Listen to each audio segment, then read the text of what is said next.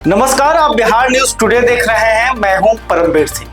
देखिए, कोलकाता से प्रयागराज तक जाने वाला रेल कॉरिडोर यह पूर्वी भारत की लाइफलाइन है और इसी सबसे व्यस्त रूट पर अब बिहार को एक बड़ी सौगात मिली है। केंद्र सरकार ने पुनारक से किऊल के बीच तीसरी और चौथी रेल लाइन को मंजूरी दे दी है। 2668 करोड़ रुपए की यह परियोजना सिर्फ एक रेल लाइन नहीं है, यह बिहार के विकास की एक नई पटरी है। प्रधानमंत्री नरेंद्र मोदी की अध्यक्षता में आर्थिक मामलों की कैबिनेट समिति ने 24 फरवरी को एक साथ 3 बड़ी रेलवे परियोजनाओं को हरी झंडी दी। कुल मिलाकर 9072 करोड़ रुपए की इन परियोजनाओं में पुनारक किऊल के अलावा महाराष्ट्र मध्य प्रदेश में गोंडिया जबलपुर रेल लाइन का दोहरीकरण और झारखंड में गम्हरिया चांडिल पर तीसरी चौथी लाइन शामिल है। केंद्रीय रेल मंत्री अश्विनी वैष्णव ने इसकी घोषणा की।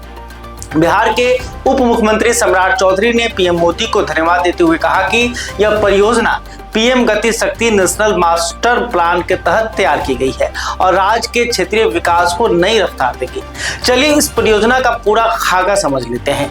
पुनारक से किऊल के बीच यह नई रेल लाइन करीब 49 से 50 किलोमीटर लंबी होगी। पटना और लखीसराय जिलों से होकर गुजरेगी। लागत है 2668 करोड़ रुपए और इसे 2030-31 तक पूरा करने का लक्ष्य रखा गया है। लेकिन यह तो सिर्फ एक हिस्सा है, असली तस्वीर और बड़ी है। पंडित दीनदयाल उपाध्याय जंक्शन यानी डीडीयू से झाझा तक करीब 400 किलोमीटर लंबी तीसरी और चौथी रेल लाइन बिछाई जानी है, जिसकी कुल लागत करीब 17,000 करोड़ रुपए है। इस पूरे कॉरिडोर को 6 छोटे छोटे रेल खंडों में बांटकर पूरा किया जाएगा। डीडीयू से दानापुर, दानापुर से फतुहा, फतुहा से बख्तियारपुर और बख्तियारपुर से पुनारक और पुनारक से किऊल और किऊल से झाझा। इनमें से पुनारक किऊल खंड को अभी मंजूरी मिली है। यह परियोजना कितना जरूरी है, इसे फैक्ट के साथ समझ लीजिए। इस पूरे मार्ग पर अभी रोजाना करीब 280 से 292 ट्रेनें चलती हैं और यह सब सिर्फ 2 पटरियों पर। यही वजह है कि यहाँ ट्रेनें अक्सर लेट होती हैं। अब है कि इसके आ जाने से क्या फायदा होगा, तो देखिए, सबसे पहला और सीधा फायदा है ट्रेनें समय पर चलेंगी। जब 2 की जगह 4 पटरियां होंगी तो यात्री ट्रेनों और मालगाड़ियों को अलग अलग रास्ता मिलेगा, एक दूसरे का इंतजार नहीं करना पड़ेगा। दूसरा फायदा, नई ट्रेनें शुरू हो सकेंगी। अभी इस रूट पर क्षमता से ज्यादा ट्रेनें हैं, इसलिए नई ट्रेन चलाने की गुंजाइश नहीं है। 4 लाइन बनने के बाद यह रास्ता खुल जाएगा। तीसरा फायदा है कि माल ढुलाई सस्ती और तेज होगी। इस रूट से कोयला, इस्पात, सीमेंट, औरक और अनाज की जैसी जरूरी चीजें जाती हैं। लाइन क्षमता बढ़ने से सालाना करीब 52 मिलियन टन अतिरिक्त माल ढुलाई संभव होगी। इससे व्यापारियों और किसानों को फायदा और राहत मिलेगी। चौथा फायदा है पर्यावरण को भी।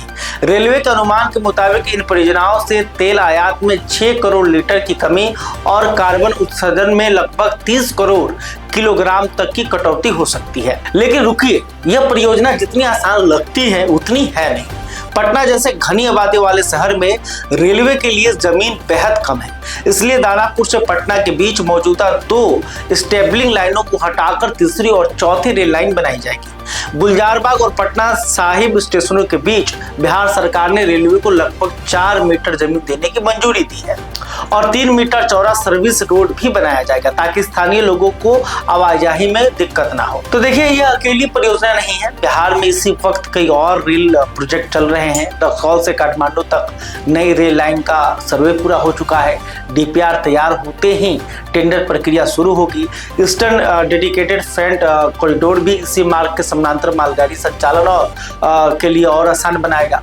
सरकार के मुताबिक इन तीनों परियोजनाओं से करीब 5407 गांवों को बेहतर रेल संपर्क मिलेगा, जिनकी आबादी लगभग 98 लाख है। तो तस्वीर साफ है, पुनारक किऊल रेल लाइन अपने आप में एक बड़ा कदम है, लेकिन यह उस 400 किलोमीटर लंबी परियोजना का हिस्सा है जो पूरे पूर्वी भारत के रेल नेटवर्क की काया पलट देगी।